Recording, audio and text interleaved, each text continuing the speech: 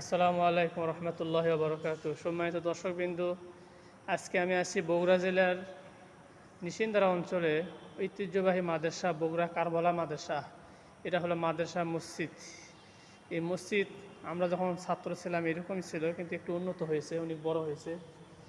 এই মাদ্রাসায় আমি লেখাপড়া করছি। আগেলা ছিল না, এগুলো ছিল না, শুধু এটা এতটুকু ছিল। এই বিন্ডিটা ছিল, পাশে যে বিন্ডি সেটা একতলা আগে ছিল। এই মাদ্রাসায় আমি লেখাপড়া করছি। হান্নান সাহেব হুজুর, আব্দুল হান্নান সাহেব হুজুর শাইখুল হাদিস, ওনার সাথে সাক্ষাৎ করার জন্য আসছিলাম। আসলে দুঃখের সংবাদ শুনলাম উনি নাই, থাকেন এখানে। হুজুর আমার খুব ভালোবাসছেন, ওনার বাড়ি থেকে আমাকে খাবার খাওয়াচ্ছিলেন। আব্দুল সালাম হুজুর, আবু সাইদ হুজুর সবাই আমাকে খুব ভালোবাসতেন। আব্দুল মান্না সাহেব হুজুর। কিন্তু দুঃখের বিষয়ে শুনলাম আব্দুল হান্নান সাহেব হুজুর নেই। বেচারা আমাকে এত ভালোবাসছেন, আমি যখন এখান থেকে যাই চোখে শুধু পানি বের হয়নি, এতটুকু। তাদের উছিলা করে 3 মাসে আমার গোটা মাদ্রাসার ছাত্র এক নামে চিনত। তো যাই হোক, এটা হলো মাদ্রাসা মসজিদ। এটা হলো পুকুর ছোট ছিল আগে, আগে বড় ছিল, এখন ছোট হয়ে গেছে পুরা।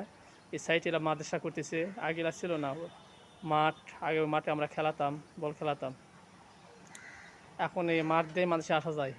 এগুলো মাদ্রাসা আগে ছিল না, এটা নতুন হয়ে গেছে। এটা বোরিংখানা ছিল। তারপর এইদিকে শুধু ছিল মাদ্রাসা, অনেক উন্নত মাদ্রাসা, খুব সুন্দর লেখাপড়া হয় আমাদের জানা মতো। বগুড়া জামিল মাদ্রাসার পর বগুড়া শহরের সবচেয়ে ভালো মাদ্রাসা, এটা উন্নত মাদ্রাসা। এর অনেক লেখাপড়া হয়।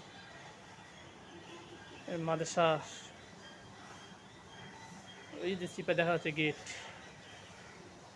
আশা করি মাদ্রাসা আপনাদের ভালো লাগবে। আপনাদের ছেলে লাতি থাকলে মাদ্রাসায় দিবেন, আশা করি তাদের জীবন ধন্য হবে। আসসালামু আলাইকুম রহমতুল্লাহি ওয়া বারাকাতুহু। সবাই ভালো থাকবে।